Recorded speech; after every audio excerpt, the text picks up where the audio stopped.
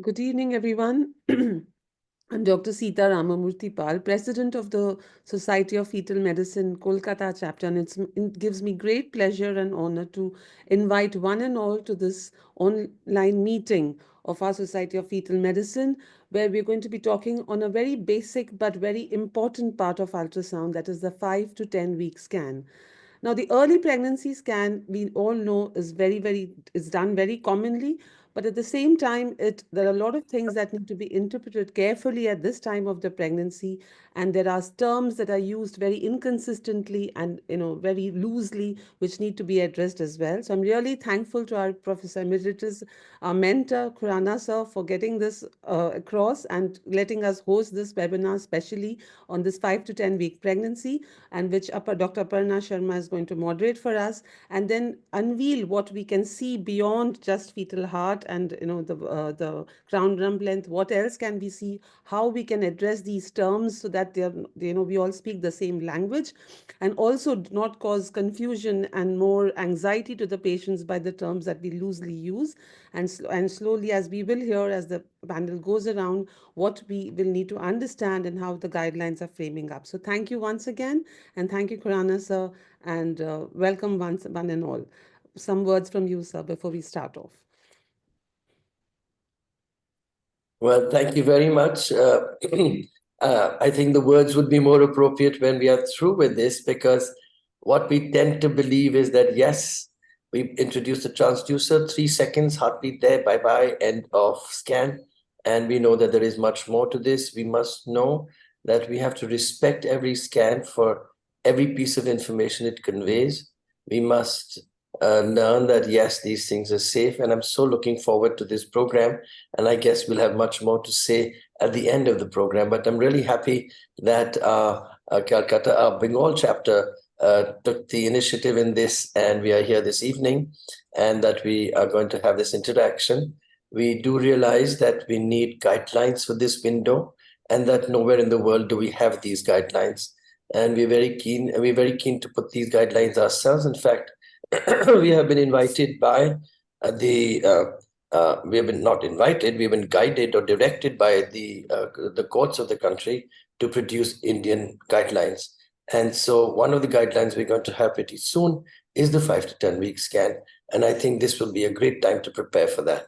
So over to the program. And thank you very much for giving me this opportunity to be here today. Thank you, sir. It's our honor for you to be here and guide us. And then we'll move on to the session itself, where Dr. Aparna will be the moderator.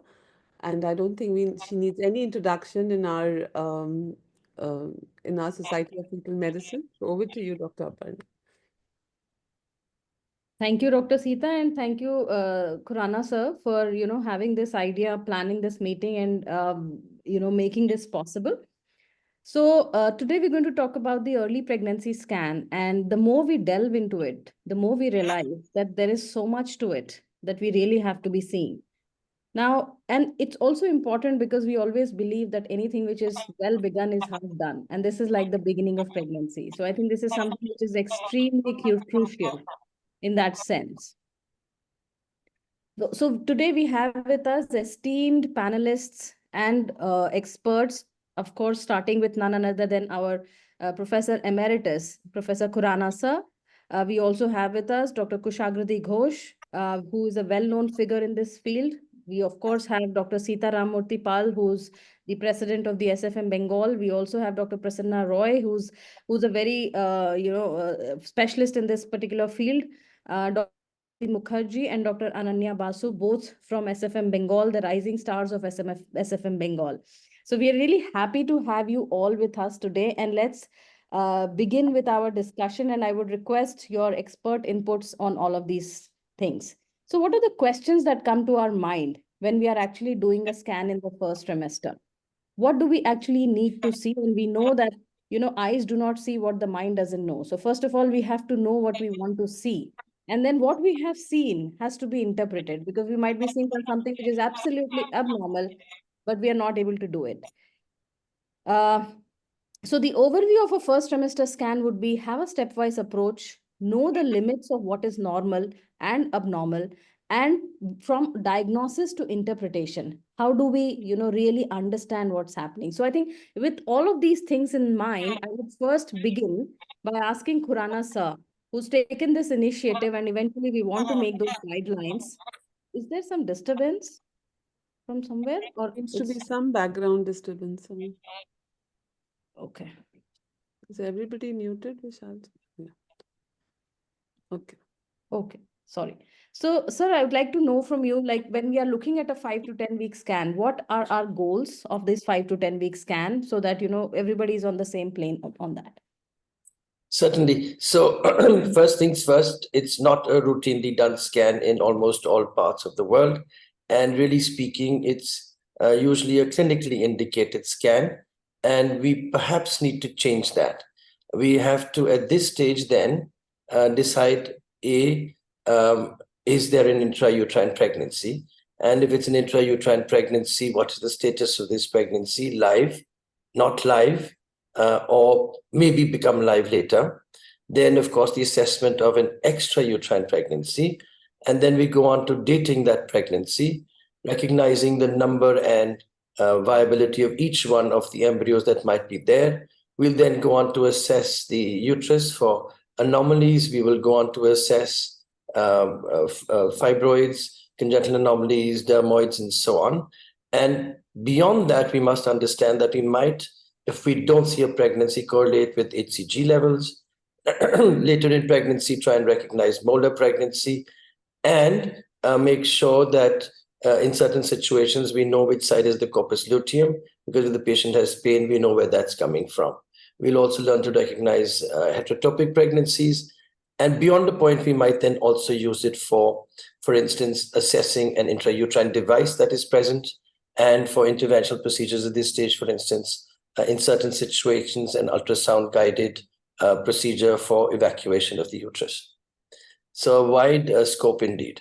Right. Thank you very much, sir. And I think you covered a lot. Actually, this list has been given in the ISOAC basic training protocol.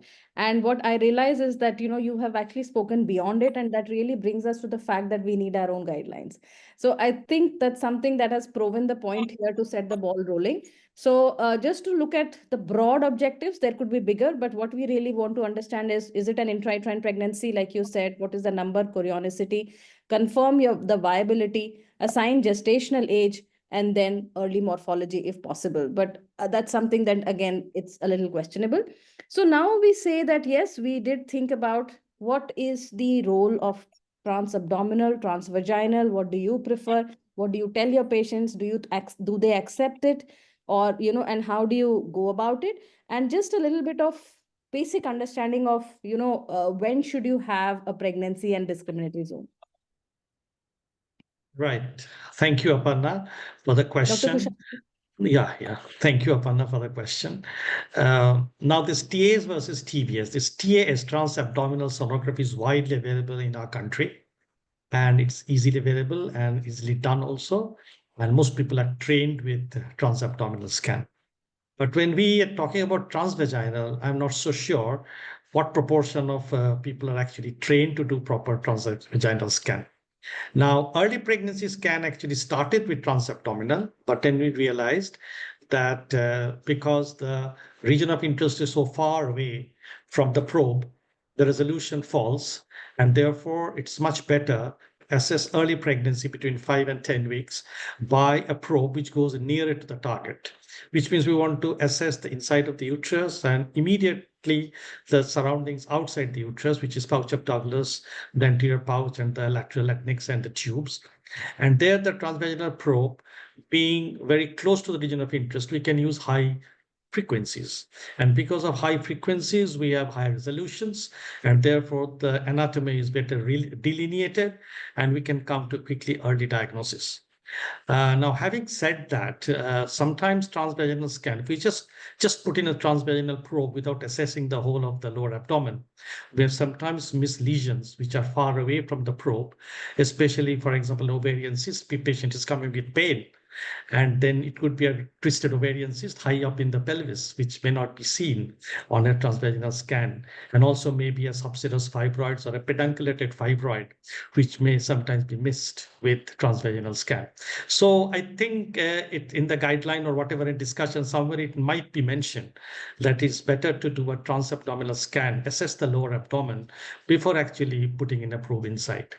Now, of the two, abdominal scan does not need any counseling as such because patients really know that they're coming for an ultrasound, that they know that the lower abdomen will be exposed. But when we are converting a transabdominal into a transvaginal, then I have seen in our unit, for example, there are doctors who would like to take a written consent. So I don't know how much that should be done. But yes, an oral consent and maybe a little discussion with the husband might be worthwhile. We are not saying that you have to write a written consent, but yes, some sort of counseling is important because still people believe, especially in the periphery, that probing with a transvaginal probe can actually cause a miscarriage or a bleeding in a pregnancy which was not existing before. So these are little things which are very important, which needs to be assessed. Yeah, I think so. Very, very beautifully brought out because patients sometimes have a past experience. They would have had an abortion and they would correlate that to a transvaginal scan. And I think those are the things that has to be completely, brought out and told that, okay, this is safe.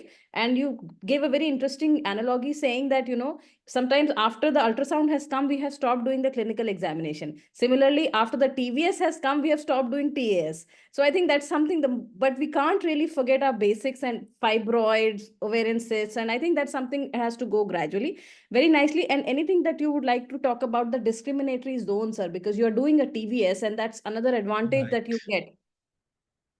This concept of discriminatory zone is very interesting. Actually, this was defined by Kader et al. In 1981, and what he meant was that the lowest level at which an intrauterine gestation sac could be seen, and there was a spectrum. Like as the beta-HCG rose of intrauterine gestation sac, visibility also increases. So it was a zone, a spectrum rather than a particular level. But a zone really doesn't help. So he actually came to a 90%, 95%, I think, that at 6,500, you would be able to see a gestation sac. But that was by transabdominal ultrasound. But since then, what has happened is because of increase in the or resolution of the machine as such and the switch over from transabdominal to transvaginal, the discriminatory level of this discriminatory threshold has gradually been reduced, and it steadily reduced. And there was an article, I think, by Barnhart or somebody in 1994 where he suggested that at 1500 you should be able to see 80% of the intrauterine pregnancies, and at 2000 you should be able to see 90% of pregnancies. And that somehow stuck on, and most of the books, even Callan and all, also Williams, etc., obstetric textbook and radiology textbooks, Callan, which is supposed to be the Bible, these two Bibles actually mention this level. And so all gynecology and radiology started following this. Now, what had happened subsequently, it was realized that if we go to that low level, and we take decisions around that boundaries of decisions, then what happens is sometimes we can do more harm by actually terminating an inviable intrauterine pregnancy, giving methotrexate or surgical evacuation or even laparoscopy, suspected ectopic pregnancy. And some studies have shown it can go up to 20% or so. So Connolly in 2013 actually did a survey again, and he found out that probably instead of 90%, we should go to the 99th centile. And that he put it as 3,510, which is around 3,500 or so. Now, but still, I think we are not following that. We're still following 1,500 and 2,000. So that's about it. So maybe things will change in near future. Now, what is important for us to understand that why is discriminatory zone important? Discriminatory zone actually does not diagnose an intrauterine pregnancy, or it does not diagnose an ectopic pregnancy, or it even does not diagnose a viability of a pregnancy. What it does, it helps in the outcome or maybe follow-up of a pregnancy of unknown location. That is what is very important. And then there are lots of Discuss algorithms that there. point in more in detail later Sorry. on. Sorry. Yeah, Pregnancy. I think you brought in a very beautiful point that, okay, 1500 is not like, the ultimate deadline beyond which, you should have something. Because even in this study, which was done as late as 2018, they said that if it is more than 1500, you will be diagnosing 94% of pregnancies. Beyond that, you will still miss. So it's okay. We should have some guidance to that. But yes, I mean, we should not take decisions based on just one thing, and which you have really brought out very well. So, Dr. Sita, now, like what you've been talking about, I think there have been a lot of terminologies, misterminologies, misnomers around this particular first trimester scan, and that really the moment you say those terms, the patients get very anxious. So, what are these, and what is the correct terminology to be used? So thank you for the question, and again, thank you for moderating this beautiful panel. So it's interesting, isn't it? As soon as we see the cardiac activity, we know that the embryo is there. But when the embryo becomes the fetus, is sort of very loosely hanging there. So everybody has their own definitions. Though the consensus earlier one, I think, was around sort of 9 weeks or 10 weeks. But it's basically that confusion happened because they used to consider as the gestational age, depending on the conception age or ovulation age. But I think now we should the recent recommendations have also said that anything up to 10 plus 6 weeks would be called an embryo, and beyond that we should ideally call it a fetus. And and the various terms that we use in terms when the pregnancy is there is going to be a loss there. I don't think we should be using abortion terms, because that becomes very, it causes a lot of anxiety to the patient, and also there are issues where we don't know exactly what the scientific what has been happening. So I think now again we don't use these terms, even blighted ovum. It's basically whenever we think that the pregnancy is not going in the direction that we want it to go, it would be that it would be a pregnancy loss as such. So early pregnancy loss is what we would consider. And if it's an embryonic loss, it will be an early embryonic demise. Or if there is a fetal demise, it will be a fetal demise. And we no longer use blighted ovum. If there is a sac where there is no embryo in it, then we can call it an anembryonic pregnancy. Or if there is a fetus and there's been no heartbeat, then obviously you can call it an early fetal demise.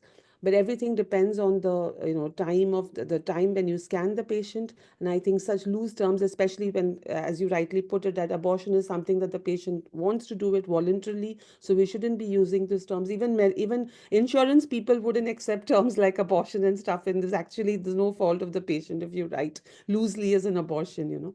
So that also creates a problem. So these terminology should no longer be used, like blighted ovum or abortion, and typically early pregnancy loss. And depending on whether there is a embryo or not, we can use an embryonic pregnancy as well. Thank you. Yeah, so it's very correctly said, because something like blighted ovum, the patients really take it very personally, that something really, it's their mistake or something has happened. Yeah. So I think we have to be very sensible and sensitive when we are talking about these terminologies. So now we come to the next point, where we have to now start deciding, like, okay, this is the earliest sign of pregnancy. So Dr. Prasanna, would you like to talk about this? Yes, ma'am. Can you hear me, ma'am? Yeah. Yeah. Good evening, ma'am. The earliest sign of pregnancy is the gestational sac.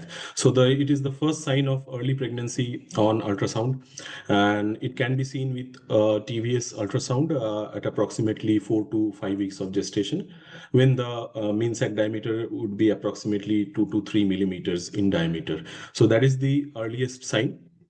There are in the first 4 weeks we don't see anything, but as the gestation progresses between 4.5 to 5 weeks, we get the possible small gestational sac, and we might also get a double decidual sac sign and an intradecidual sac sign.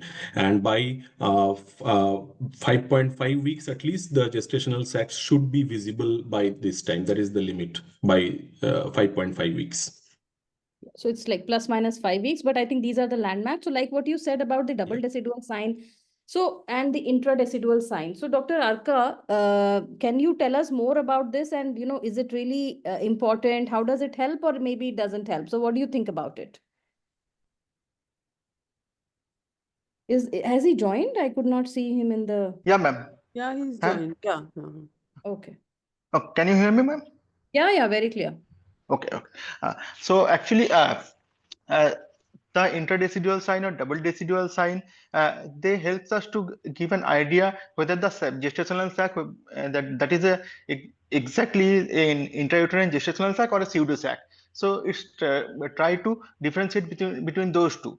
So the intradecidual sign means the sac is eccentrically placed, deviated from the midline endometrial cavity, and there is a echogenic area just adjacent to the sac.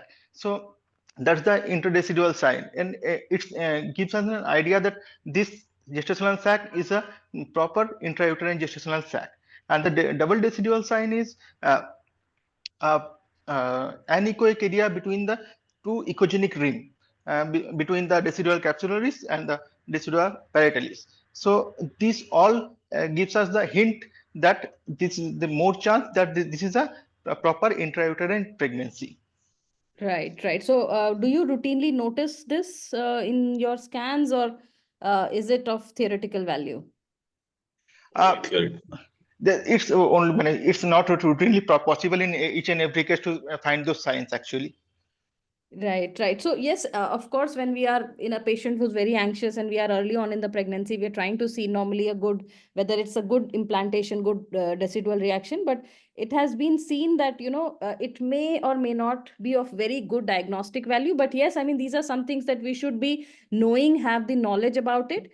And, at least if the patient is coming to us, we can reassure that, okay, I am seeing a sac which is well placed, and it is giving me a good sign that, okay, this is all fine. So, Dr. Ananya, what about the yolk sac? And I think it has a bit of importance, much more than the gestational sac, or maybe. So, what do you think about it, about the yolk sac?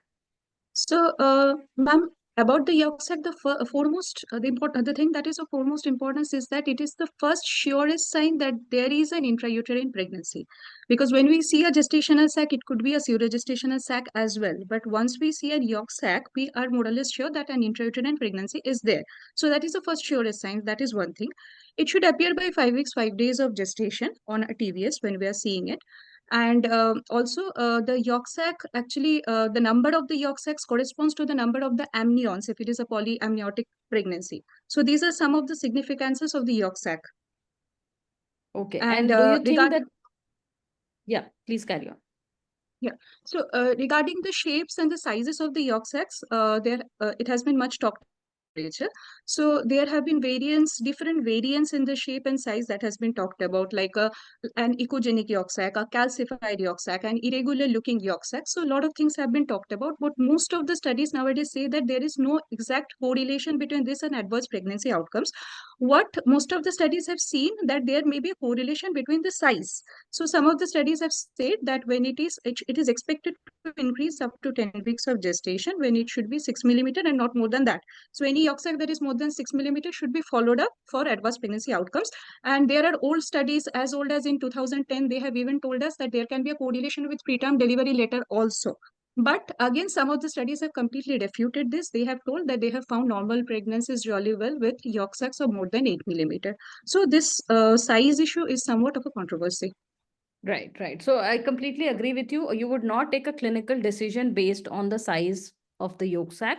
You will wait for pregnancy to progress. But as a general rule, so this article was published in Nature and Scientific Reports, and this was as recent as 2023. And they've looked at, like, so the red one is a normal pregnancy and the blue ones are abnormal pregnancy. So even a larger size and a smaller size are a little bit markers that maybe all is not well with the pregnancy. So just keeping that in mind, I don't doing anything drastic, but just have an idea whether this is going in the right direction or it is not going to the right direction. So I think that's something to be kept in the mind.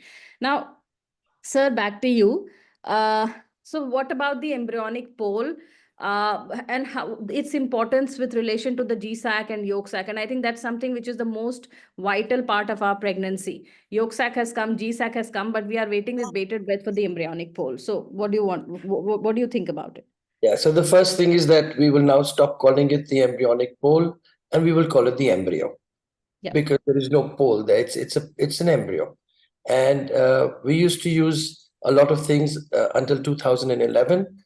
And then almost all the societies told us that, look, we need definitions which are completely different from what we were using before. So we know that the embryo would be appearing after the yolk sac has appeared, that it is always eccentrically located within the gestational sac, and that usually by the time it appears, it has cardiac activity, but it may not. And so we have definitions to define what is actually happening. So if you have a mean sac diameter of 25 millimeters and it does not show up the yolk sac in embryo, then you know for sure that this is not a good sac.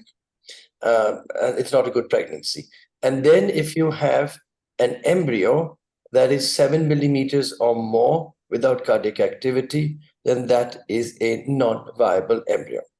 And so we have dropped all the readings before that, and we don't go by that. We do understand that, yes, those could be markers of a poor prognosis, but these are in the so-called category of soft markers. And you could have perfectly beautiful pregnancies without the mathematics being in place. And therefore, we have to keep an open mind. Also, that these definitions are based on a transvaginal scan and not on a transabdominal scan.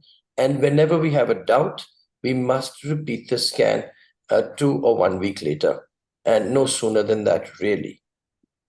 Right, right. So I think very nicely put as the soft markers. Really love the terminology of soft markers in the 4 to 10 week scan. And I think it makes a lot of sense because, yes, these are just markers and you need to keep them on follow-up to see how they evolve. And that's very important. And yes, I mean, this thing, as we all know, that if the size is not according to what we really want, so this is growing slower, then it is an indication that maybe all is not well. But then, of course, we wait and watch. We don't take decisions based on that, but just to know about it. And yes, okay, so what's going to happen next? So the next part and the most, again, a crucial part is fetal activity, heart activity. So Dr. Kushagrati, when do we expect it? Do you measure it? Do you measure the heart rate?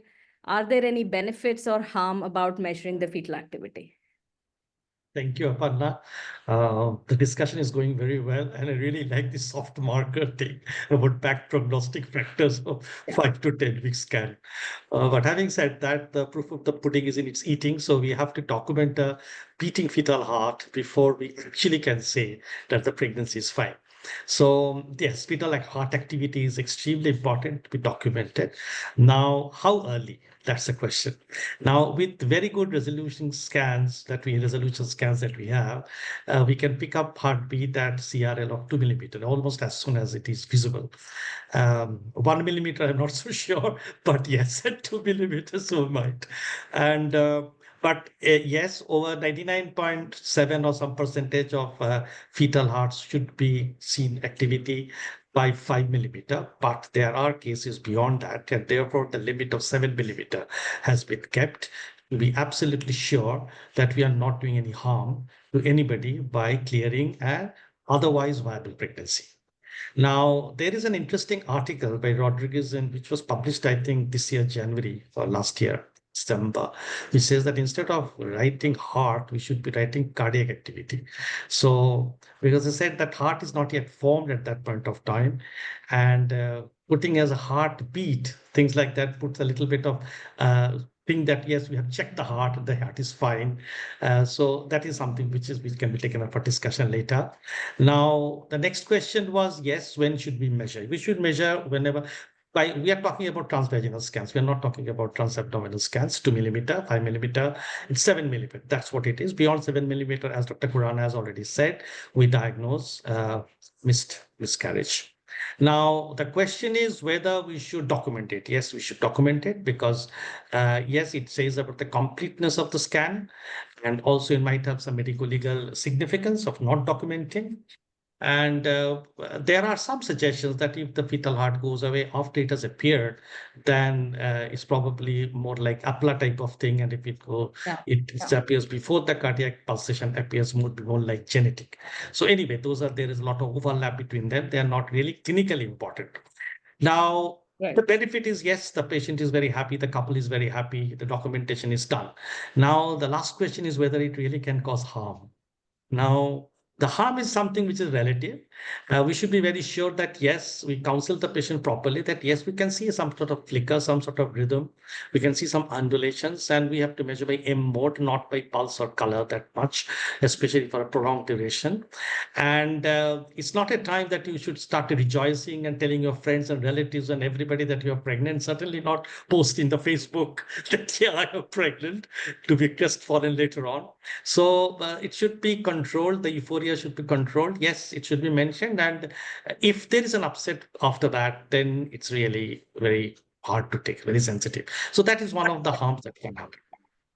Yeah, so thank you, sir. And I think all of things you have said beautifully. I think the thing about the fetal cardiac activity is something which is to be kept in mind and which is absolutely all right. Now, this article is a recent one in AJOG in 2020, and they looked at what was the prediction of the pregnancy loss in the first trimester. So they said that if there is a small CRL and a small fetal heart, then the risk is definitely increased beyond the other things. So these are the two very important markers.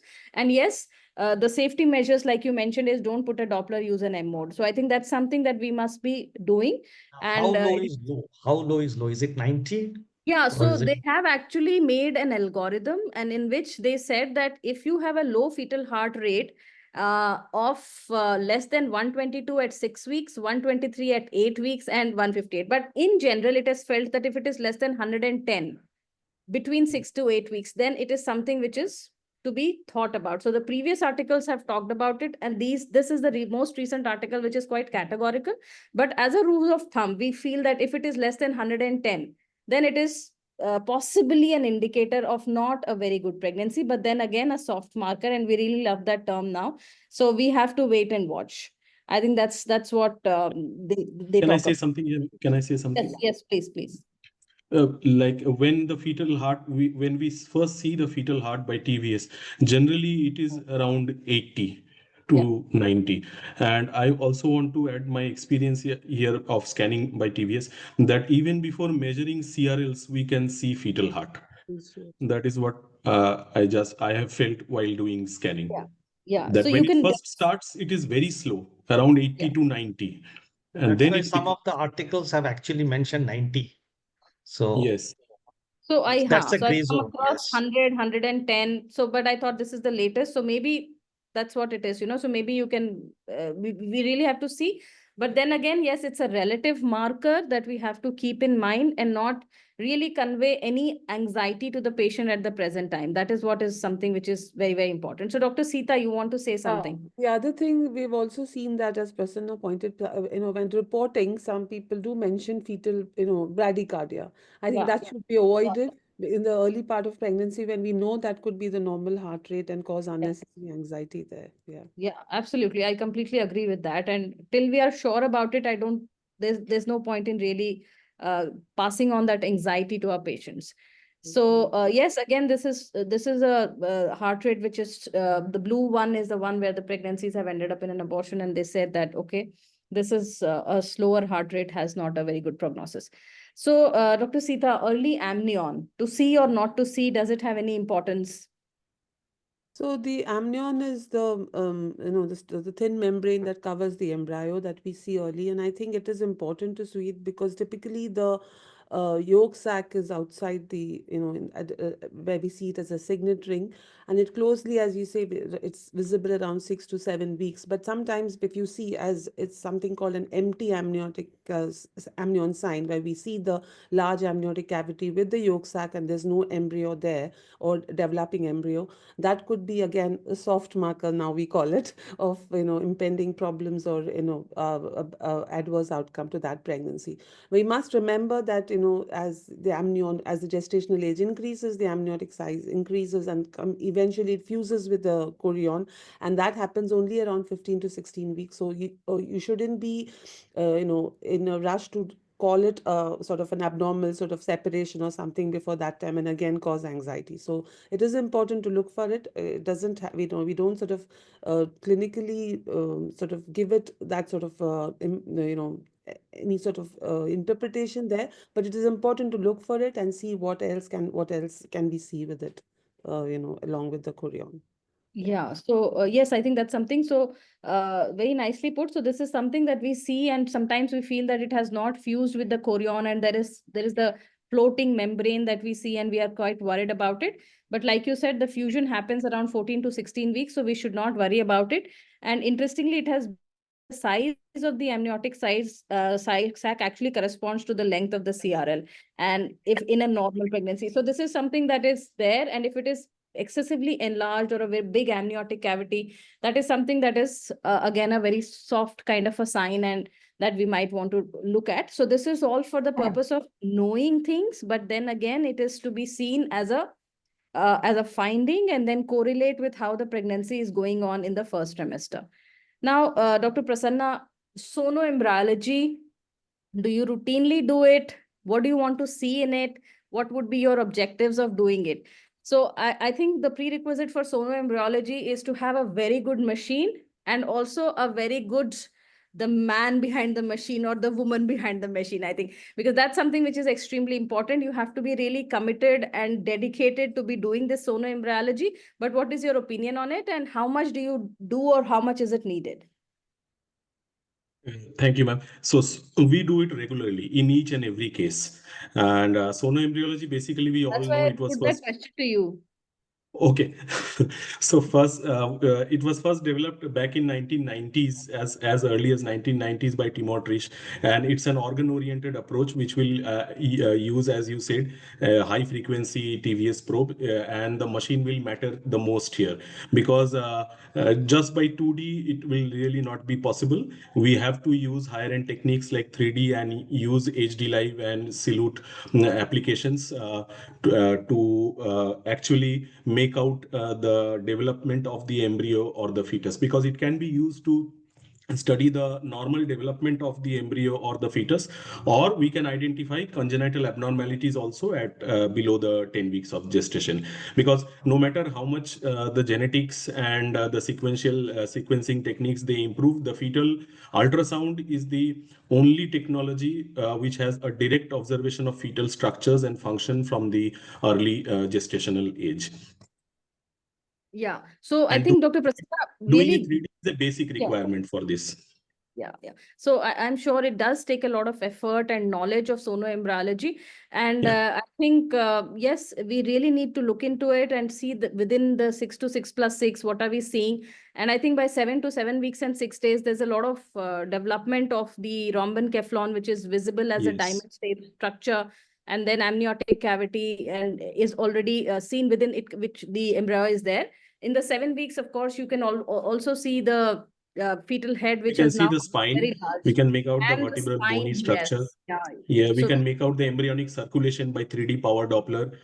We can use the maximum mode for the bony structures. We can easily make out the spine and predict acranias and encephaloceles in during the 8 to 10 weeks of gestation. And we can also do a detailed brain morphology by 3D inversion techniques and TUI, and so that we can also predict holoprosencephalies during 10 weeks of ultrasound if the telencephalons are not developed. So knowing the brain morphology also will be important when we are doing this 3D. And we right. do it regularly. We take a 3D of all the fetuses which we do, and we have learned this to diagnose congenital abnormalities like encephalocele or neural tube defects or acranias by doing retrograde studies, because initially when we used to do, we did not diagnose them, but since our 3D volume was there in the machine, during NT scan when we found them, and then when we went back and looked at our viability scan images of the 3D, then we understood that how we missed it. So now we regularly do a 3D and store it, and then match it when we do an NT scan again. Right. So I think this is a great approach that you're talking about. I think this is something that is yes, very special, and it's called, I would say, Dr. Prasanna, it's like pushing the boundaries now, and really trying to correlate and going beyond what is normally to be done. And honestly speaking, I have recently started doing this sonoembryology, and I have started doing it, but I do think it does require a lot of time and effort. So that's something that to be kept in mind. If we are in a habit of doing a proper 3D, it will hardly take seconds, ma'am. It will hardly, and do a proper multiplanar imaging, it will be done in few seconds. Yeah. So, Dr. Arko, what about midgut herniation, and when do you call it as pathological? So, what is the limit, and how do you say? Well, during the 7 to 12 weeks, due to the more development of the midgut, it herniates outside the abdominal cavity, and if it persists beyond 12 weeks, then we'll call it pathological. Otherwise, we just, even if there is a large defect in the anterior abdominal wall, we just follow it up till 12 weeks. If it doesn't come back to intra-abdominal till 12 weeks, then we call it pathological. Yeah, so very correct. And I think between 7 to 12 weeks, like you said, it is happening. And it returns because of the growth of the body or decrease in the mesentery length. And there are some features which can differentiate from between the omphalocele and midgut herniation. And of these, they say that if the measurement is larger than 7 mm, it is more likely to be omphalocele. If, however, it is between 4 to 7 mm, it is more like a midgut herniation. But yes, absolutely. But what we completely have to agree is that beyond 12 weeks, it is abnormal. And if it is persisting, then we have to start thinking about omphalocele. So, Dr. Ananya, what about the heart? Are you looking at the heart? Is it possible? What are the limitations?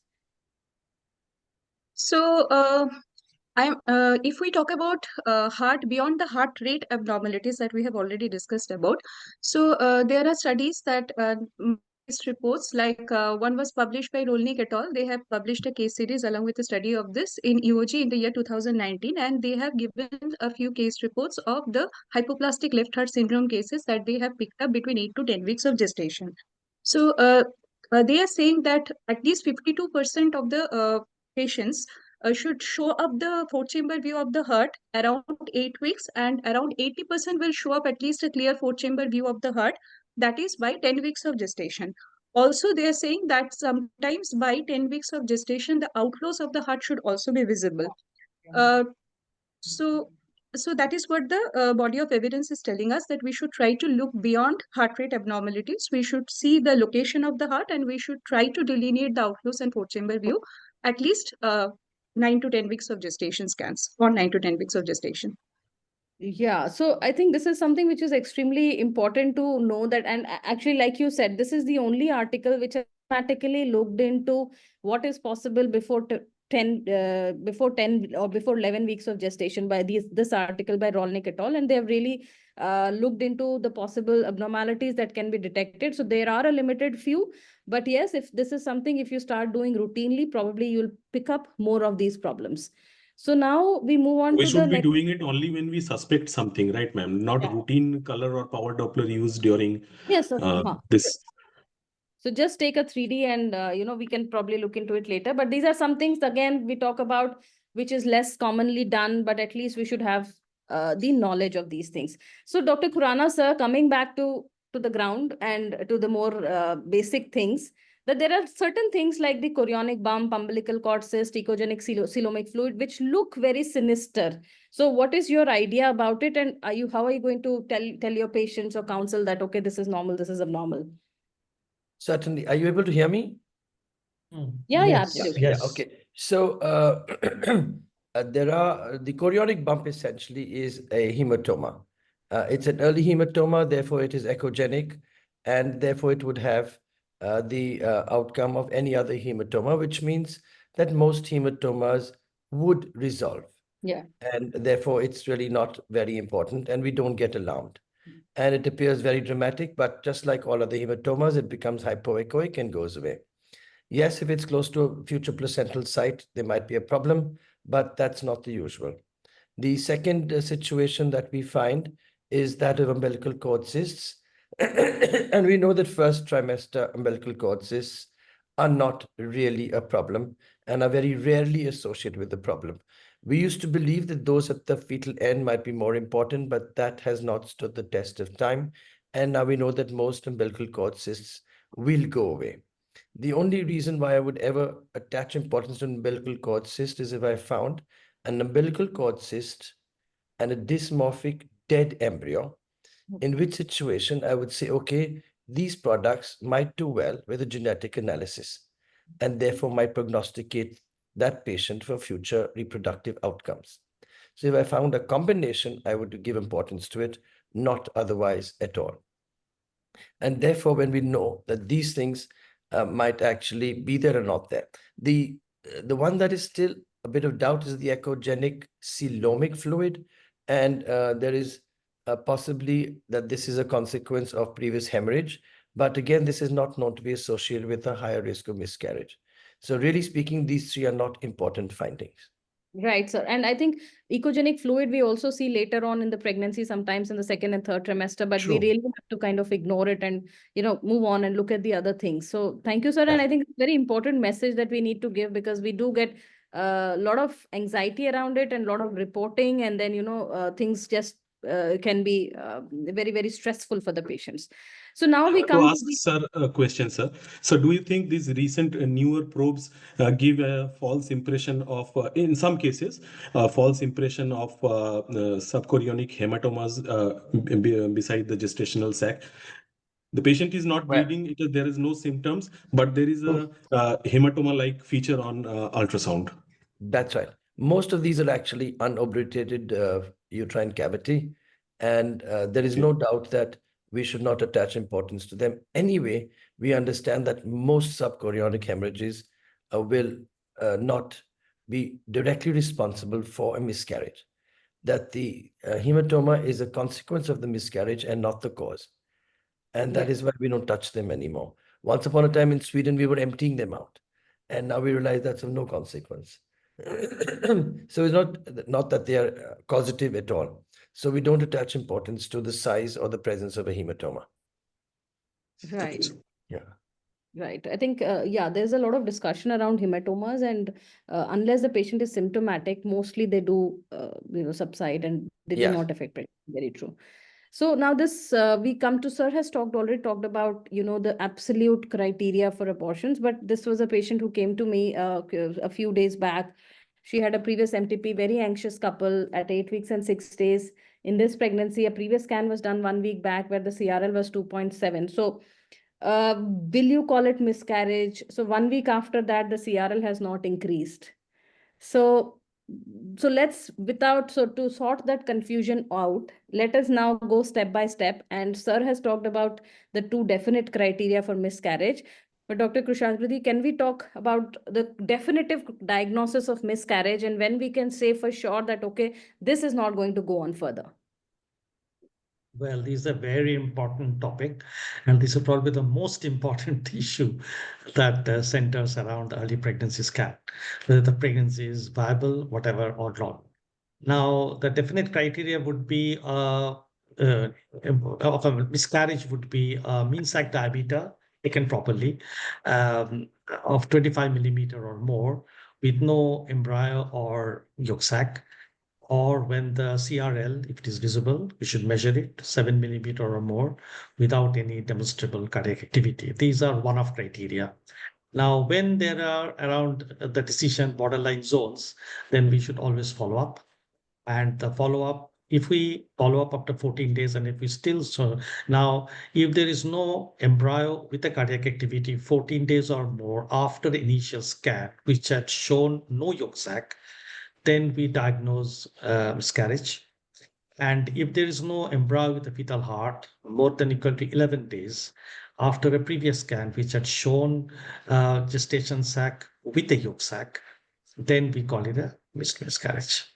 So those are the 4 definite criteria: 2 one-off Right. and 2 follow-ups. Yes, so I think very nicely said. And so basically, when we talk about this, that we refer to this article, which talked about this was the NEJM article, and most of our references are coming from there, where the diagnostic criteria, like you mentioned, for non-viable pregnancy early in the first trimester. So, like you said, CRL of more than 7 with no heartbeat. The corresponding suspicious of pregnancy failure would be CRL of less than 7 with no heartbeat. The diameter of more than 25 with no embryo. Mean sac diameter of 16 to 24 with no embryo is suspicious and we wait. Absence of embryo with a heartbeat more than 2 weeks, like you said, after 14 days.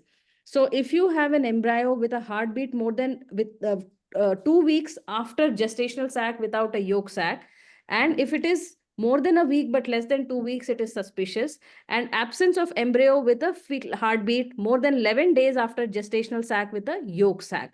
So, and similarly, if the corresponding suspicious finding would be that if it is between 7 to 10 days after a gestational sac with a yolk sac. I think this table is something that can help us remember and make a definite diagnosis of abortion or of a miscarriage or no miscarriage. So this was the article which gave, but a little going back. So when we talk about the other suspicious findings that we have been talking about, so Dr. Sita, would you like to mention any other factors that we have been discussing till now, which can tentatively predict miscarriage? Yeah, so firstly, whatever it is, we'll have to take a history. So any history of spotting or, altered blood that she gives history of passing or pain, even for that matter, will be first an indication that there is some problem going on. And then when you insert your transvaginal probe and see these findings, if the sac is irregular, first of all, with irregular margins, that could be a sign that, there is a problem. If the yolk sac is very large, normally it would be 6 millimeters if it's large, though they're not as Kurana sir said, these will be called the soft markers. And then if there is calcified, well, that is one thing that we look at, the large amniotic, empty amnion sign. And that, as I said earlier, where there is no embryo, but the yolk sac is seen, but the embryo is not formed yet. Or if there are signs of any bleeding out in the, subchorionic bleed, that could be there. But most of the time, if it's not more than 50%, that the pregnancy would go on. So these are all telltale signs where we could follow them up. And as you've put on the criteria, they are all definitive of diagnosis. They're only suggestive, but all the definitions would be based on the measurements, as you've put about 7 and 25. So that would be there. Yes, bradycardia to some extent, even at around 10 weeks, if there is still less than 110, we would consider as all these telltale signs. And yes, we need to follow them up, not make the patient anxious, and give them the benefit of doubt. So thank you for putting all of that together. So I think this is important that we remember this table, that these are the definitive signs of diagnostic, only 4 signs, and then maybe in the rest of the time we can probably wait and watch. So I don't know if it's very visible, but this table is very, very explanatory in the sense that if we have an intrauterine gestation and there is a fetal pole, and if the CRL is more than 7, if it is more than 7 and no cardiac activity, then of course this would be a miscarriage. But if it is less than 7, then we repeat the scan. If it is an intrauterine gestation without a fetal pole, is the mean sac diameter more than 25? If it is more than 25, then it is a miscarriage. If it is yolk sac is present, then in that case, repeat sonography in 7 to 10 days and then consider. If it is without a fetal pole and the MSD is less than 25, then you repeat sonography in 7 to 10 days. And then then also there is no difference, so it becomes an miscarriage. So I think this table again gives us a good idea on a stepwise approach on how to make a diagnosis and not jump to the problems too early. So Prasanna, what about, so this was about a miscarriage, and like Dr. Kushagrati said, I think this is the most important part of the first trimester viability scan. We move on to the next section, which is about the number and the chorionicity. So how do you go about it, and are there any pitfalls in practice, and what are the key points that you would like to look for? Basically, determination of chorionicity, there are two big thumb rules we all know. That is the number of gestational sacs equals to chorionicity, and the number of yolk sacs equals to amnionicity. Now this holds true for the chorionicity, but not completely true for the amnionicity part, because the when we consider chorionicity, that is before 10 weeks we are talking about here. So a single when there is a single gestational sac containing two live fetuses, it is indicative of monochorionic twins. Whereas if there are two distinct separate gestational sacs, each having a separate live fetal pole, it will suggest a dichorionic twin. And this number of yolk sacs equals to equals to the amnionicity of the pregnancy. That means that one yolk sac is monoamniotic twin and two indicates diamniotic twins. But this is completely not true, because in 85% of cases of diamniotic pregnancies, they will have two yolk sacs in the early pregnancy. That is true, but 15% will have only one yolk sac. And even in monoamniotic pregnancies, conversely, there might be two yolk sacs during the early pregnancy. So it is not completely true that the number of yolk sacs equals to m. But these are thumb rules, basically, what we need to understand. And there are how do we diagnose it? We diagnose it by during the early scan. We diagnosing chorionicity is easy. That is, we just see the number of sacs. And if we want to diagnose amnionicity, then we follow the black lambda and white lambda sign. We do not follow the T sign and the lambda sign, because you do not get T sign in this in the first trimester, especially with these newer machines. And when we are doing a TVS, we will not get a T sign. Rather, we will get a lambda sign, but the lambda will be black. If black means empty, when there will be no chorion leve entering into between the amnions, and white lambda means there is intervening chorion between two amnions. So white lambda and black lambda, that is how we differentiate monochorionic and dichorionic pregnancies during this early pregnancy scans. Right. So thank you, Dr. Prasanna. And I think this is, I just wanted to bring this to the notice that this has just come in January 2025.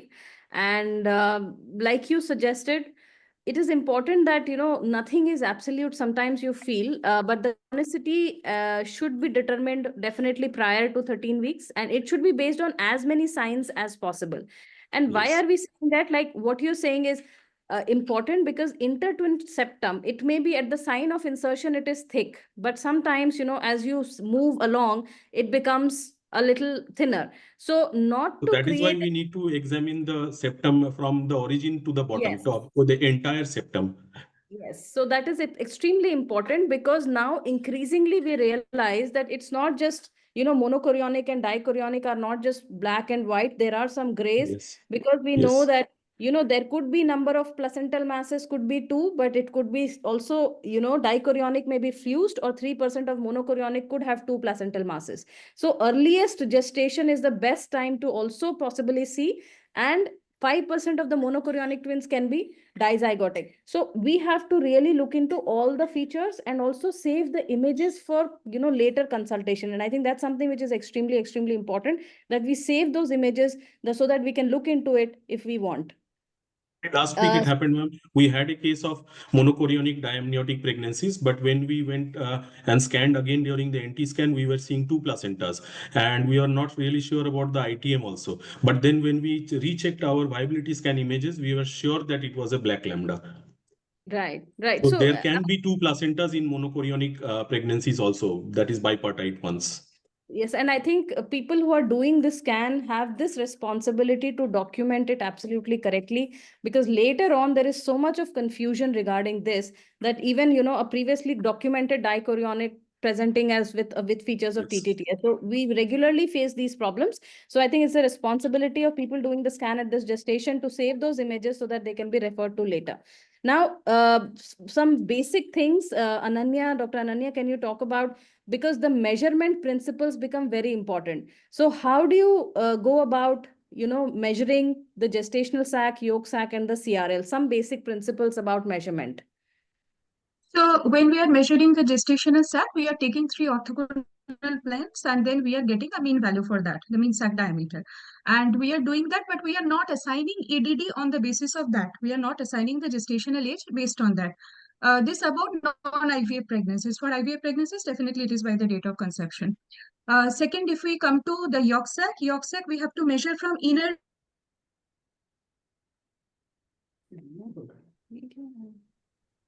I am. Yeah, sorry. Am I logged out or No, she was logged? Okay, I thought I'm logged out. Okay, just No, I'll no, share. you are there, ma'am. Okay. Yeah, so I think Ananya will join soon. So we just want to say that it has to be from the inner to inner measurement of yolk sac. Yeah, Ananya. We also should know. Yes. Yeah. Ananya, maybe you can switch off your video and talk. Because if your network is poor. Yeah. Carry on. Am I audible? Yeah, Yes, yeah. yes. Am I audible? Yeah, Ananya, you are. Yes. So I was talking about CRL. So ISWAG has given us clear-cut guidelines about the measurement of CRL, but ideal CRL measurement when the fetus is too hyperflexed before 8 weeks of gestation is not possible. So then we take the greatest dimension of the fetus, whatever we are seeing.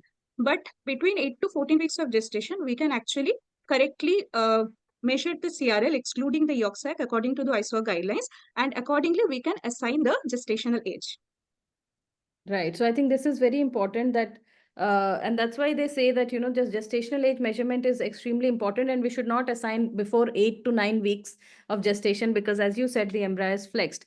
So measurement is extremely important of these parameters. Now we come to some clinical questions. And commonly faced scenarios. So Khurana sir, this lady is a primary gravida, her pregnancy test is positive and she's very happy and she's come for a 7-week scan, but you don't see any gestational sac.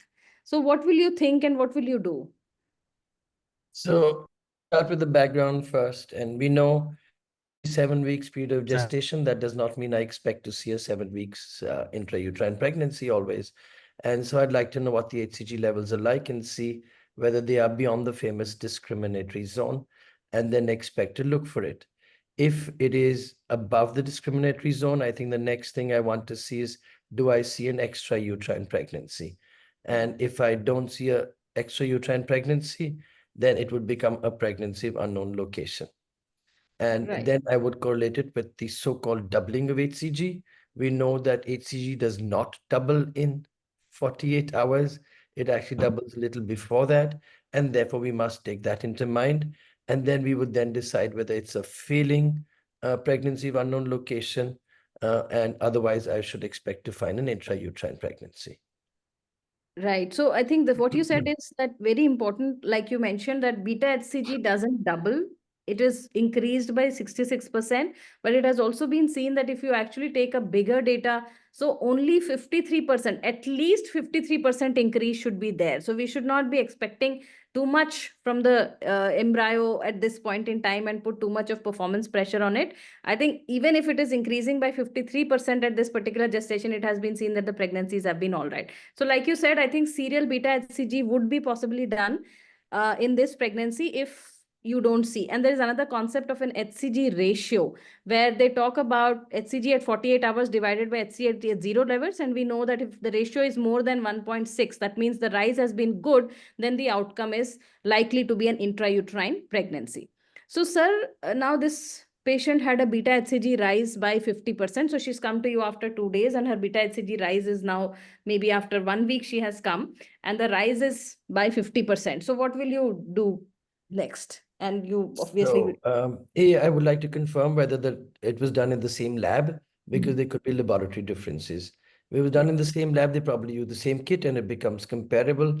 And then I really start getting nervous on whether I'm missing an extrauterine pregnancy.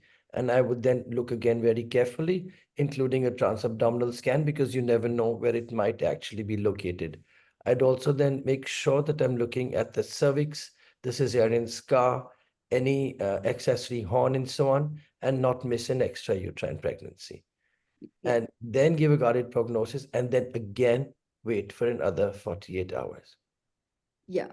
So I think that's absolutely correct, sir. I think what you're saying is that, okay, let's not just jump the gun. We have to wait. The beta HCG, you wanted us, we want the beta HCG to rise by 66%, but it has risen, but not to 66%, and it has not fallen down. So we are like in the middle, but you still can't see an adnexal mass, no intrauterine GSAC. So possibly we are looking at pregnancy of unknown location. And yes, we possibly, people would jump and say, oh my God, do we need to do something about it? And should we be, really treating this? But I think that's again something that we have to see. And what sir said is probably you would want to see it again after 2 days and wait. And as we discussed, beta HCGs less than the discriminatory zone will not really rupture and cause too much of a problem. So I think that is something that we have to see. What are we doing, and are we really worried about, and start giving methotrexate. Having said that, there have been some studies where they say that if the beta HCG is rising but not up to that level. So there was this interesting trial which was published in JAMA in 2021, the ACT or not randomized control trial, where when they looked at the 2 consecutive beta HCGs rise, which was less than 15% per day, that is less than 30% in 2 days and 50% in 3 days, and they basically followed it up at least up to 7 days. And then if they thought that, okay, this is not going to happen, and the exclusion was a beta HCG which was more than 5,000. So if the beta HCG is very high, then of course, then we have to not be sitting on it. But before that, you have waited enough and you still think that, okay, there is nowhere I'm going to find this pregnancy. In that case, we can possibly, in a guarded manner, give methotrexate, because that has seen to have frequent, more quicker resolution of beta HCG. So I think that is something for pregnancy of unknown location. But the key is wait, and let's not jump to give methotrexate. It has been reported that more than 40% of the beta methotrexate which has been given for PUL may or may not have been needed. So I think that's something that we have to keep in mind when we are managing pregnancy of unknown location.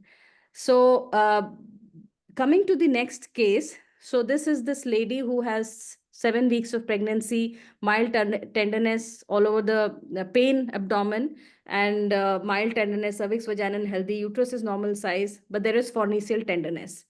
So we find these are the findings. Here you can see some free fluid with the clots, the cavity seems empty, and this is the finding. And I don't think we like to see this at this particular point in time.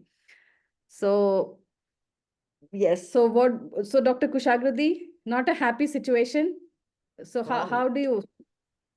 Well, this is basically an extrauterine pregnancy, because you see, it showed the uterus and it's empty, both the uterine cavity, endometrial cavity, and the cervical cavity, endocervical cavity, and there is free fluid. In all probability, this would be blood. And when you say pregnant, I suppose the pregnancy test, urine pregnancy test is positive, or some beta HCG was done and it was higher than 50 or so. Now here what we see is a ring-like structure, which is a hyperechogenic rim with a somnolucent area in between, and there is free fluid around the gestation sac. And on the left-hand side, we see a fetal heartbeat.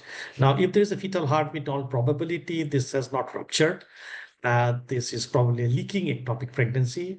Blood is coming out of the fimbrial end of the tube, or maybe the pregnancy is in the process of expulsion. Now, whatever it is, because there is free fluid and the fetal cardiac activity, there's no question of expectant management, even if the patient is hemodynamically stable.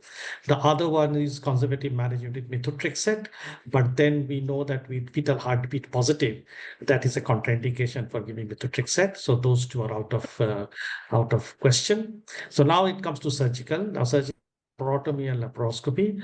In all probability, this patient is hemodynamically stable and should be referred to a center which has laparoscopic facility, because it would be really bad for her to undergo laparotomy to clear this pregnancy. So in laparoscopy, again, we have 2 options. One is to go for salpingectomy, and the other one is to go for salpingostomy. Now, in this patient, he already has 1 child, because I think you said G2 para 1. So then we have to counsel her that, yes, probably we would like to remove the tube. And I will come to the questions later why. and put it in a bag and take it out to the trocar. Now that actually does away with the increased chance of ectopic on that side. But if, for example, she wants to preserve the tube, then we have to do a salpingostomy, a linear cut on the bulging portion of the tube, cauterize it to make it bleed free, take out the gestation sac by irrigation, and then taking it out is challenging because this gestation sac is exposed, and we have to be extremely careful not to spill it anywhere inside the abdomen. And putting into a bag is one option. The other one is to use a method which is called intratrocar expulsion, taking out. So that I'm not going to describe now because it's beyond the beyond the scope of this year. Yeah. So by that, what I mean is we have to be absolutely sure that we gestation sac. Now there are some reports which suggest that after this sort of operation, salpingostomy, taking out the gestation sac, you should follow it up with beta ECG. Okay. But majority of the doctors actually don't follow this, and that you need to do a transvaginal scan again, which is usually not followed. And so this is the end of the story basically. But we have to counsel the patient very well that there is and even sometimes milking of that ectopic pregnancy can be done in this situation. Now, all these things can actually increase the chance of repeat ectopic pregnancy on that side. That has to be counseled. And even if the pregnancy doesn't happen, there is a possibility that actually the tube is blocked already because of this blood and fibrosis and later on. So all these things should be explained and salpingostomy can be done. Right, sir. So I think that was quite comprehensively expressed. Like what we saw here was a live ectopic pregnancy. However, just to skip through the other findings, there could be an inhomogeneous mass which you are seeing in the adnexa, or there could be an empty G sac without the fetal pole. And then, of course, you can have the yolk sac with the fetal pole. So these are the other various findings that you can find in the ectopic pregnancy, which is the more classical findings. So, Prasanna, sir, we have now finished almost 1 hour. I think we can take another 10 minutes to complete the scenarios. Yeah, I think so. Certainly. Yeah.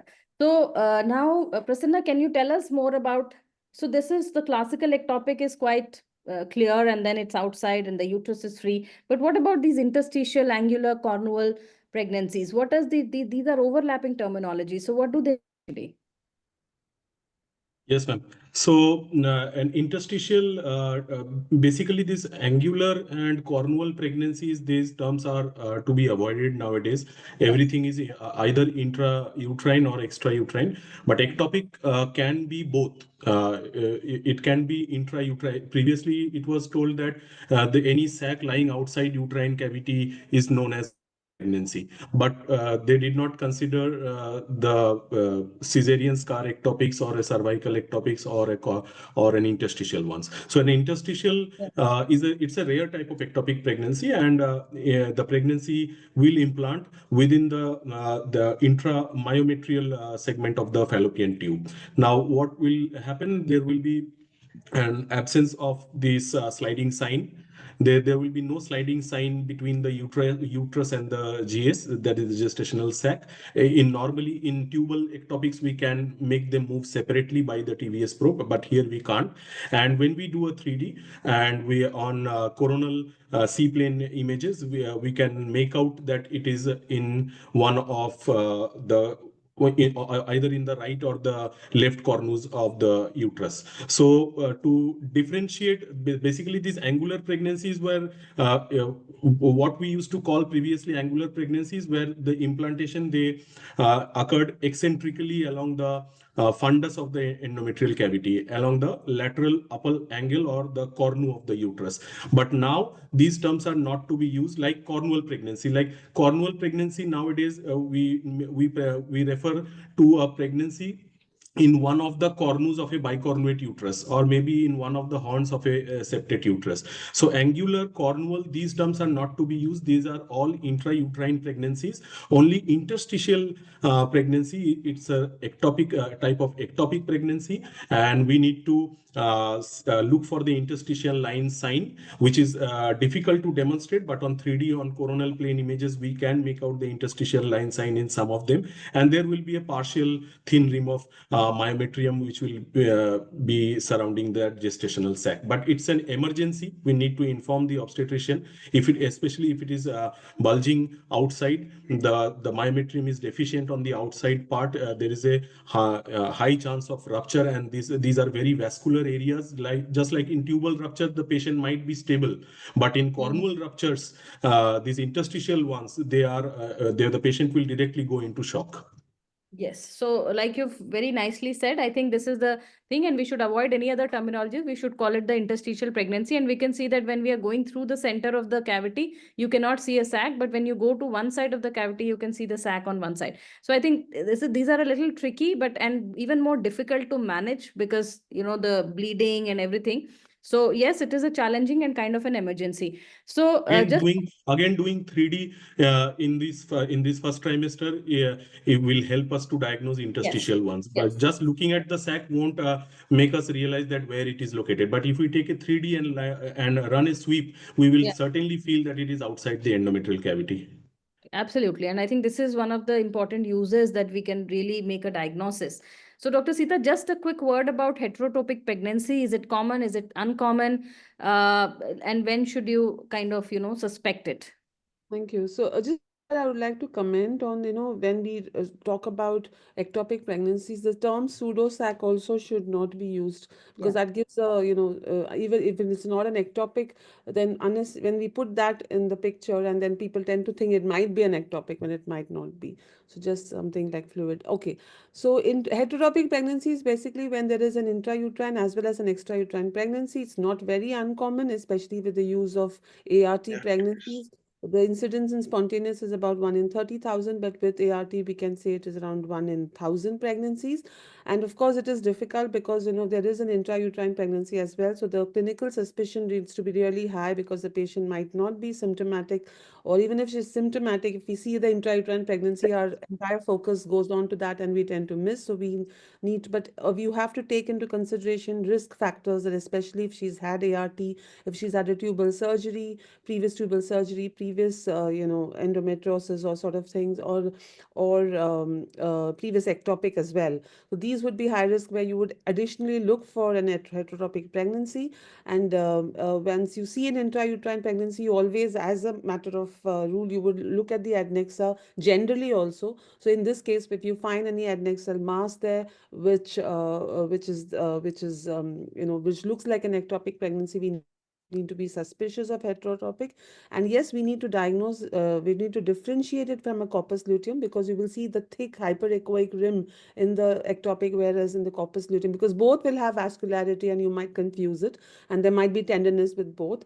But yes, that should be the high risk of suspicion. And yes, you can't use beta HCG because there is always there is an intrauterine pregnancy. So management will be depending on that, how stable she is, and if methotrexate might not be, obviously systemic will not be useful here. Either you can use KCL to aspirate, or for the heterotopic pregnancy, for the ectopic, or if it is required, if the patient is clinically unstable, you might go in for a surgical management, but to make sure that you don't do any uterine manipulation, not to disrupt the normal intrauterine pregnancy that's going on.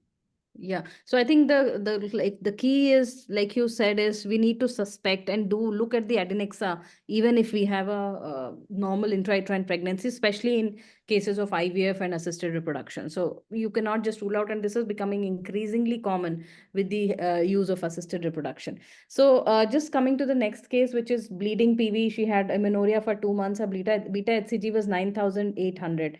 And this was the image that was scanned when this came, and this is the cervix, and we can see that there's a little bit of a lower implantation, and it could be seen on 3D as well. So Dr. Ananya, what is the thing, because we see scar ectopic more and more, so why are we seeing that, and how do you make a definitive diagnosis?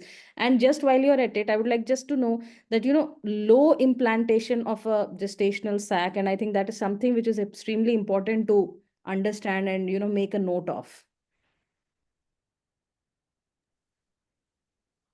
Ananya, are you there? Yeah. Yes, ma'am.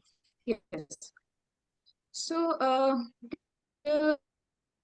scarred ectopic, essentially we have to look into the history of the patient. So patients who have a preceding patients.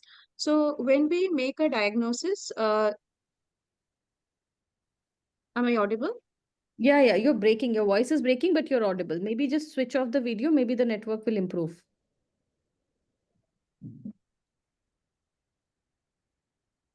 Yeah. You need to unmute.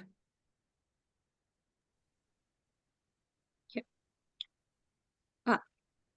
So, so in this case, what we have to see is that essentially there will be an empty uterine cavity, and when we are looking at the scar site, we will find that the gestational sac is. Hello? Yes. Yeah. Yes, Ananya, you're The audible. gestational sac will be around the area of the scar. So it will be much low down. It will be much low down in the lower segment. Yes. So it will be much low down. I'll be able to see increased vascularity around the G-sac, and it will be located much low down at around the level of the previous scar where it is expected to be. So that is how we make a diagnosis that the uterine cavity, endometrial cavity will be empty, and there will be a low down position near the lower uterine segment at the site of the previous scar, weighted on the color Doppler. Right. So like in this particular case, we see that this is a low-lying position of the sac. So just to put in across two markers that we talk about, it is the above the line and below the line. Here we draw a vertical line in the middle of the uterine cavity and through a line which is passing through the sagittal plane. And if our sac is above the line, then it is the safer implantation. But if it is below the line, it is more likely to progress to scar ectopics and placenta accretas. And then we, of course, have the cos sign in which a line is drawn, straight longitudinal line is drawn, connecting the internal os to the fundus of the uterus. And if the sac is above the line, then it is the SI, superior inferior line, is above this particular line, then it is a safer implantation and lesser chances of placenta accreta. But if it is below the line, then it is more likely to be a scar ectopic and a placenta accreta. So I think if we just have this lookout that if it is a lower implantation scar or a lower implantation gestational sac, then all of this predisposed to this particular entity. So in this patient, she underwent a transvaginal guided aspiration of the sac, and methotrexate was injected into the sac and half was given as IM.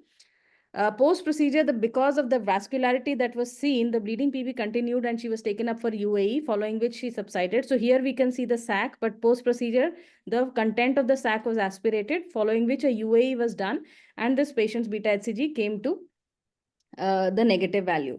So we regularly see a lot of cases of scar ectopic, which we have managed over the years, and isthmocele is something which is again predisposing. So just to talk in a brief, the last case, Dr. Arka, is this particular finding. Could you just talk about it? So this patient presented with some bleeding and some passage of vesicles. That's the snowstorm appearance we see through the transvaginal scan, and which will lead to the diagnosis of the Heterotopic mole. So the high beta HCG level, along with the passage of vesicle-like structures and such ultrasonographic findings, that will give the diagnosis of H mole basically. Yeah. So would you like to talk about a bit about, like, how do you differentiate this from the partial mole, partial versus complete mole? How do you really guide your diagnosis on it? In case of partial mole, there some fetal parts should be visible through the ultrasonography, but in complete mole, the entire picture will be the entire picture will the entire screen will be like the snowstorm appearance. No particularly no fetal part can be visible, and if some part of the placenta can have some changes like hydropic changes, then we can give the diagnosis of partial mole also. Yeah.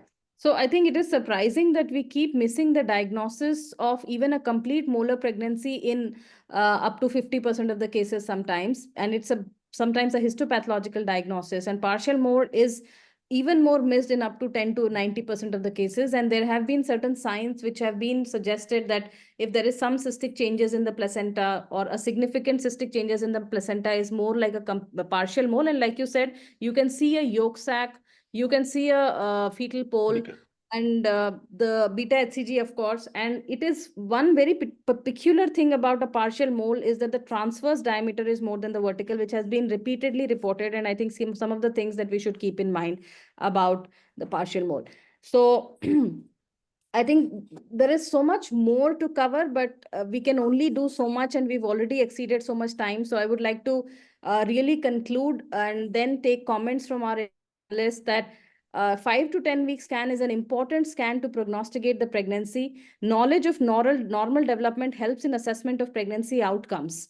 Early diagnosis of pregnancy of unknown location and ectopic pregnancies can prevent life-threatening complications. And hence, it's a very, very vital part of our antenatal care. And we have a huge responsibility to do it way so that we are able to give the right diagnosis to the patient. So just to conclude, confirm intrauterine pregnancy, confirm number and chorionicity, confirm viability, assign gestational age, and some basic early morphology if that is possible. So we started by saying that there's so much to do, so much to know, and so little time.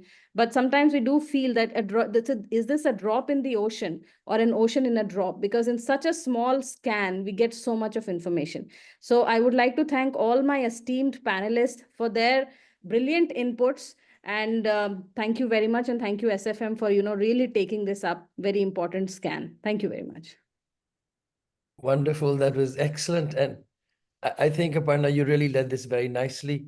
But we do still have some questions that we should answer, and we should eat into everybody's over dinner time and answer some of the questions in the chat box. Who's going to take the questions up? Yes, sir. Yeah.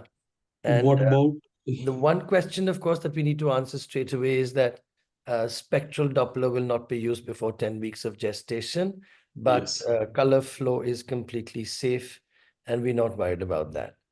And the second thing, which has not really been brought out, is that we now have a new lexicon, a new dictionary, which is available since this year.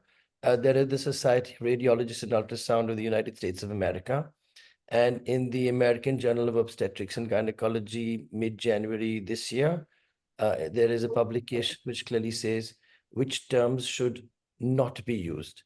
And the first thing is that we will not call the 5 to 10 week scan a viability scan, because it is much more than a viability scan, just like we no longer call the NT scan an NT scan.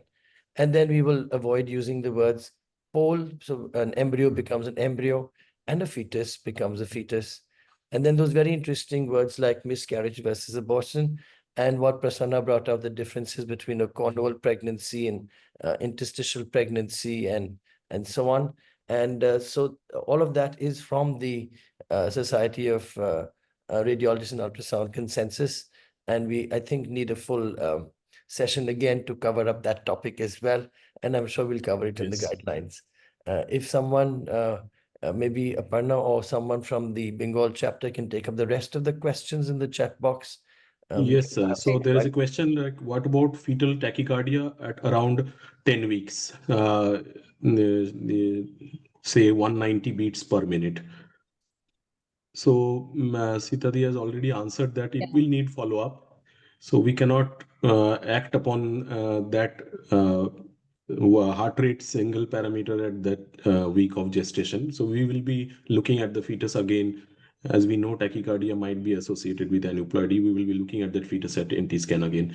So if we see small chorioamniotic separation after 16 weeks, what should we do apart from follow-up? If the separation involves site of placental cord insertion as well, is it significant? No, I think we should just follow it up, and we cannot do anything really. So it's just for an observation and call the patient for a follow-up scan.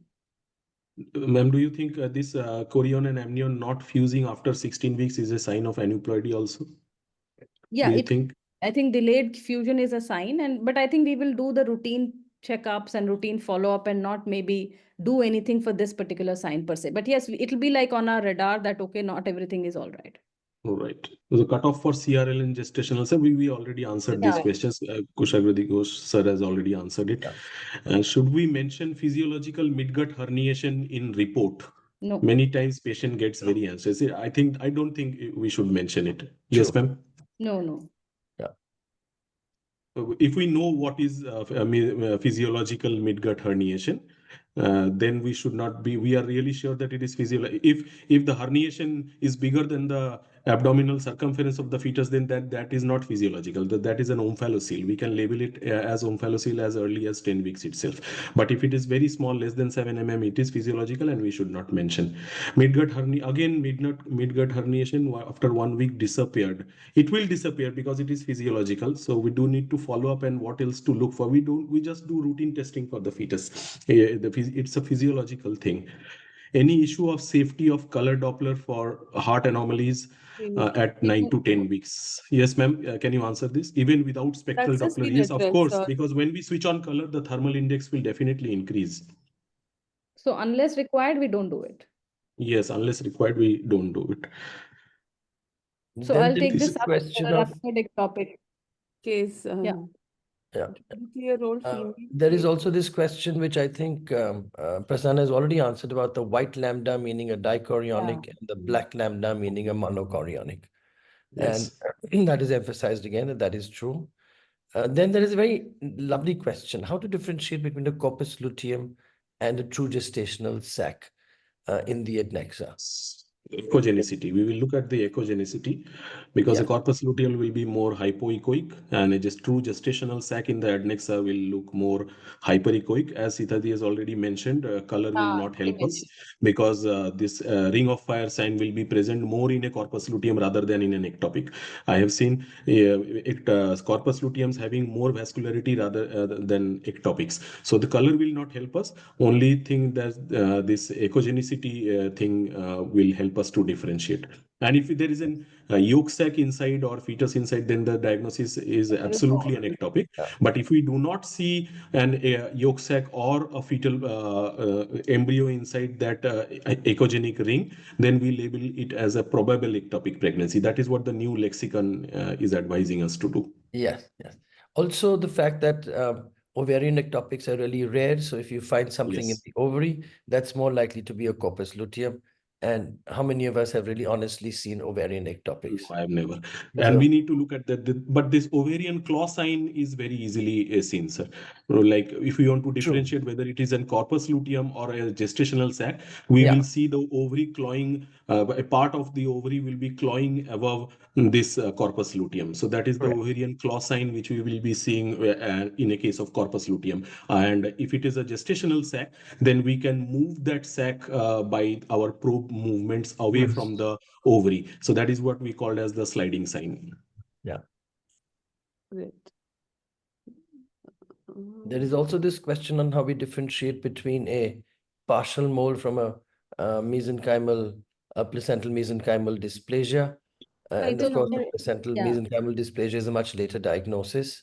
Yes. And honestly We speaking, recently reported this case, sir. Yeah. I mean, we had a case in which we did, and so basically you cannot differentiate it antenatally. But what we actually do is that we do a test, we do a karyotype, we do an amniocentesis to rule out the triploidy in case of a partial mode, and also Beckwith-Wiedemann syndrome because it is associated with that. And then we just wait and watch. In my case, it was everything was normal, and it turned out to be PMDD in the histopathology also. But interestingly, the size came down as the pregnancy progressed. So I think that's how you can really, that's what you can do. What in my experience, what I have seen, ma'am, like in molar pregnancies, right from the 8-week scan, when we see the decidua will be having multiple cystic structures in them. The placenta still has not formed, but the decidua will show multiple cystic spaces. Even if there is a fetus, then we will have to rule out a partial mole in that case. Yes. Right. And the last question is on, they want us to repeat the reference for that journal. It's the American Journal of Obstetrics and Gynecology, January 26, 2025. And it's the SRU consensus statement on ultrasound terms in the first trimester. And it's a free download from the AJOG. Yes. And it also gives some new concepts about miscarriage also. Yes, I love 7 those. days instead of 14 days. That's right. Yes. So I think with that, we come to an end of an absolutely brilliant. My congratulations to our Bengal team for bringing us all together and for thinking up of this very, very brilliant topic. A few words from Mohit Shah, our president, before we close. I just need to congratulate Dr. Sita and her team. A fantabulous session. Aparna, you nailed it. Yeah. It was such a, I would say it was a gripping session all throughout. All your cases were fantastic. The images spoke for yourself, and all the panelists, Dr. Ghosh, Dr. Prasanna, Dr. Ananya, Dr. Arik Jyoti, everybody was absolutely fantabulous. You could take so much home out of this, when you think you have just 5 to 10 weeks scan, people tend to just overlook it. As we rightly started, you just see the heart beating and that's about it. But there was so much to take home today, and it was a fantastic session. Congratulations to the Bengal team. You've always been brilliant. You just proved it once more. Thank you so much. Thank you, you. sir. Thank you. It was, I think, Khurana sir to give us this opportunity and a brilliant panel moderated Yes. by Aparna. So all thanks to both of you. Thank you and indeed. Mohit sir as well. Thank you. Uh, Thank you. Thank you very much. Thank you, Kurana sir, for giving Bengal chapter this opportunity to host this webinar. And thank you, Aparna ma'am, for this wonderful panel discussion. We also thank our sponsors, that is Strand, and we thank all the panelists who have joined it and all the delegates also who have logged in on this Zoom webinar. And thank you, Vishal, for organizing this as usual for all of us. Thank you so much. Thank you. Good night. Bye-bye. Waiting for Thank the you very guidelines. much. Thank you. Good night. Thank you. Good night. Bye-bye. Good night. Good night.